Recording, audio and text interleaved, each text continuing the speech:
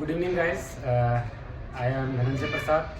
Came from Asansol, West Bengal, for my tomorrow SSB at Selection Center North, Jalandhar. I haven't any idea about this where to stay. और मुझे YouTube से SSB Cheema academy के बारे में पता चला कि यहाँ पर डॉर्मेट्री है जहाँ पर रहने की व्यवस्था है। जब मैं स्टेशन आया तो स्टेशन आने के बाद मैंने इस नंबर पे कॉल किया, तो जो ये सर थे इन्होंने खुद ही रिसीव किया। मैंने बोला सर ऐसा ऐसा बात है। बोला ठीक है, कोई प्रॉब्लम नहीं है, हम आपके लिए खड़े हैं।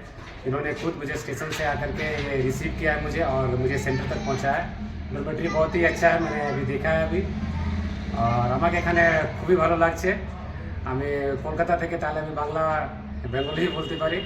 আর এখানে ভেজ নন ভেজ সব খাবারই পাওয়া যায়। তো যে যখন আসবেন তাহলে জলন্ধর এসএসবি ক্যাম্প যেটা আসেন তাহলে এসএসবির জন্য তাহলে এখানেই আসবেন।